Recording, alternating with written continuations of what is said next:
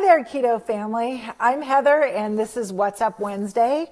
So today, over on the blog, I was talking about life challenges and what happens when we're faced with that, or at least when I'm faced with it. But the blog post really should have been titled Life Challenges and the Bottom of a Boom Chicka Pop Bag, because that's kind of what happened to me. And I really wanted to kind of share my experience of, kind of when life happens and stuff gets thrown at me, how I handle it, and when that works and when that doesn't, and see if maybe you can recognize some of that in your own life. So last week, or actually it's now been 2 weeks, I was dealt with a lot of things, one right after the other, stuff that was really out of my control that I didn't see or expect, never saw it coming. And it was really more financial hits than anything else, and a little pride stuff too. And as you know, I'm doing some growth, and it never fails that whenever I'm going through some life growing experiences, stuff that's propelling me into the next phase of my life, it can be painful, especially when I resist the change. Or just when I think, oh, I've mastered it, something else shows up to challenge the thing that I just thought I mastered, to really make sure that I've mastered it. So that's kind of what happened. I was faced with something and I thought, okay, I see this as a challenge and a call for me to grow and really kind of grow through it and see what I can do to better myself and my circumstances, and kind of let go of some of the stuff that I really felt I needed to control. And just as I thought I had mastered some of that stuff, the very next day was delivered another blow that had nothing to do with the previous one, but was still part of whatever it is I meant to be learning from and was meant to learn from and grow from.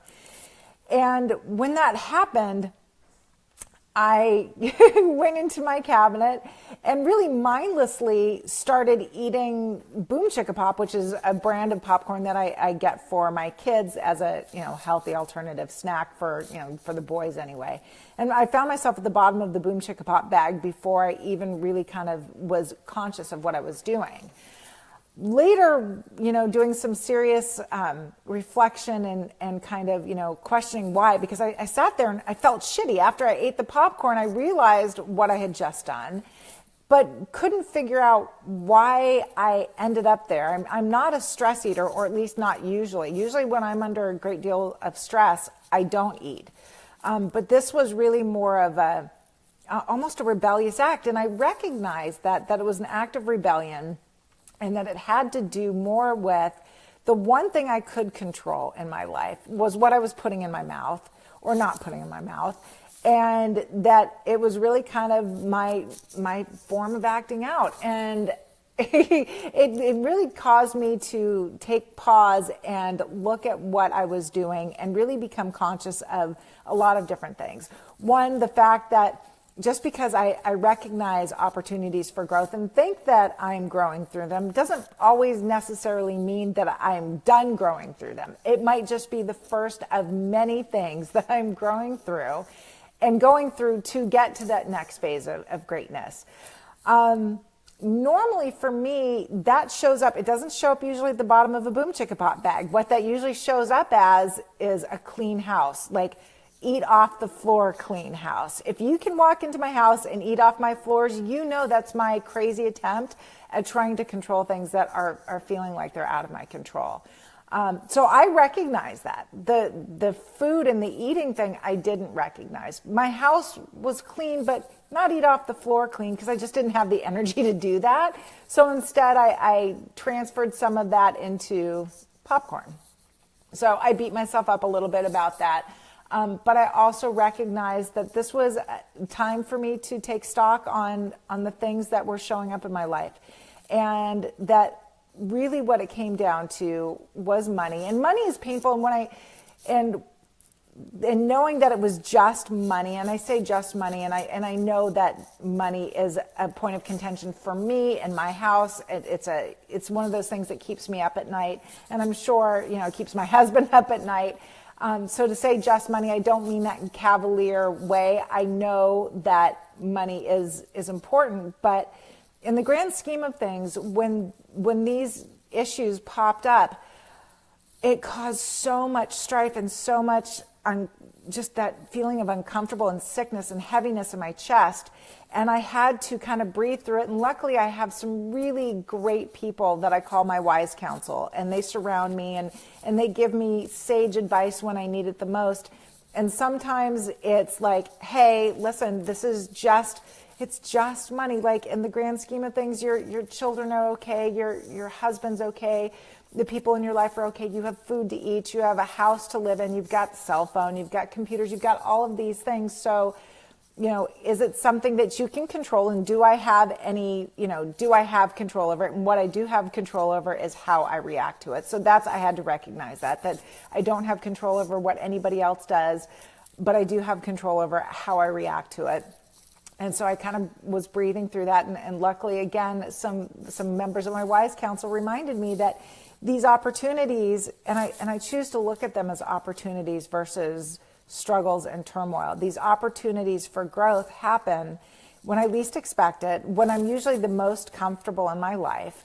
And so I don't want to get messy and uncomfortable again. And the more I resist that change and that opportunity for growth, the longer it takes me to get through it, and the more uncomfortable the process is. The resistance, that's where the pain is. And leaning into these opportunities allow me to really get my footing again, and to recognize that, I'm continue to evolve and grow, and that's what makes life so interesting. If I stayed the same, life would be boring. And I choose not to be boring. I don't think I'm boring, and I don't want to ever get stagnant and too comfortable. So I have to take that with the good and the bad, that I don't want to be comfortable. So that means that life is going to give me opportunities to change and grow if I choose to step up and step into that.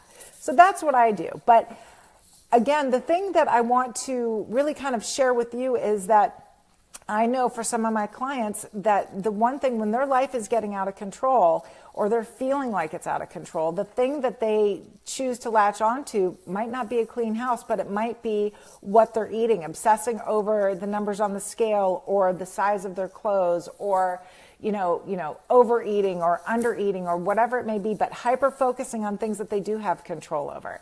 And that's kind of a slippery slope. So, if you're finding yourself kind of spinning in that realm, in that atmosphere of obsessing over what you're eating, or the numbers on your scale, or the size of your clothes, or any of those things, I would really suggest maybe taking a breath and taking a moment and see if there's anything else in your life that might be causing you to transfer some of that feeling of out of control and putting it on the things that you can control, like the food. Oftentimes you might find a correlation, like I did. And I know that's really helpful. Once you figure out why you're feeling that way, it's easy to kind of recognize and move on and go, okay, I get it. So whatever lesson I needed to learn, I got that. Might not be the last lesson on that lesson. It might not be the last opportunity for you to grow through that, but at least you'll be aware of it. And so the next time it presents itself, you might not spin so out of control in the other areas. And you might not find yourself at the bottom of a boom chicka pop bag like I did. So I just like these little things that as I go through them, I want to share with you, because I also find that as I share them with my clients, that they're making these connections and they have these aha moments as well. And that, my friend, is really valuable as you're growing. If you're making lifestyle changes, seeing that and knowing that that's a potential thing to sabotage you and get you derailed and get your mind, going in 100 different directions on something that might not be the problem. So having said that, go over to the blog, read the rest of my story. It's pretty crazy. But I also wanted to let you know, finally, for all of you that really like to have a real copy of books in your hand, I finally have it over on Amazon. So, announcing my paperback keto solutions book and cookbook. Hang on a second. I'm going to flip the camera on.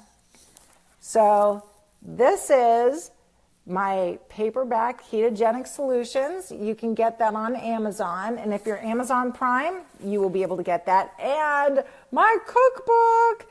So I always loved having recipes. And even with my own recipes, as I create them, I'm usually having to go back to my own files on my computer as I'm recreating the recipes in my kitchen. And when I got my own copy of my own cookbook, it was amazing. I was able to not have to go into my phone or on my computer to make these recipes. And by the way, I can now give my cookbook to my kids so they can start cooking in the kitchen. My daughter loves the plantain pancakes. She doesn't have to ask me anymore for the recipe. It's right here for her. So head over to Amazon, order your copies today. And next week, I will be sharing one of those very good recipes in the keto cookbook. I think you're going to love it. So if you have anything to say about stuff that you find you obsess over when you're dealing with life struggles, I'd love to hear it. I'm sure there's plenty of us that can relate. Talk to you guys soon. Bye-bye.